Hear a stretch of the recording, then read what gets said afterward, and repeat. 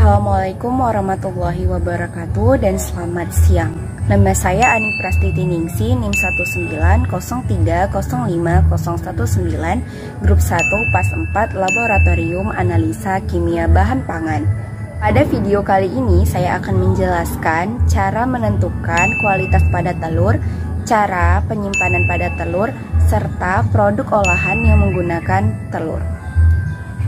Telur yang saya gunakan pada praktikum sederhana kali ini adalah telur ayam ras. Penentuan kualitas pada telur dapat ditentukan oleh dua faktor, yaitu faktor internal dan faktor eksternal. Faktor internal meliputi keadaan albumen, posisi kuning telur, dan ada atau tidaknya bercak atau noda hitam pada putih telur. Sedangkan faktor eksternal meliputi keadaan utuh dari telur dan keadaan kualitas dari cakang telurnya. Pada percobaan kali ini saya menggunakan dua sampel telur yang disimpan di dalam keadaan yang berbeda. Yang pertama, terdapat telur yang disimpan di dalam suhu ruangan menggunakan egg tray, serta telur yang disimpan di dalam lemari es atau suhu dingin dan di dalam wadah. Selanjutnya adalah rongga udara pada telur. Semakin besar rongga udara pada telur, maka semakin lama daya simpan yang dimiliki oleh telur tersebut.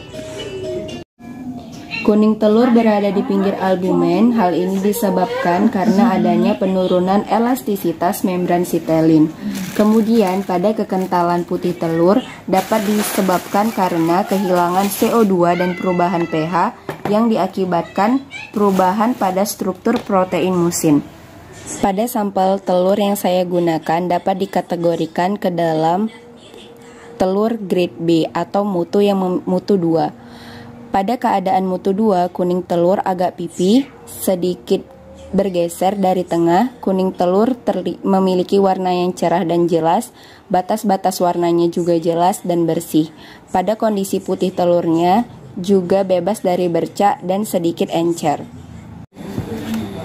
Kita ketahui bahwa kalau telur banyak sekali digunakan dalam produk pengolahan makanan, seperti pembuatan kue, pembuatan mie, pembuatan pancake, bahkan telur juga berfungsi pada pembuatan wine atau fermentasi anggur. Untuk contoh produk pengolahan dari telur, saya akan mencoba membuat kue bolu. Pada pembuatan ini saya menggunakan kedua komposisi dari telur, yaitu kuning telur dan putih telurnya. Kuning telur pada produk pengolahan ini digunakan sebagai emulsi.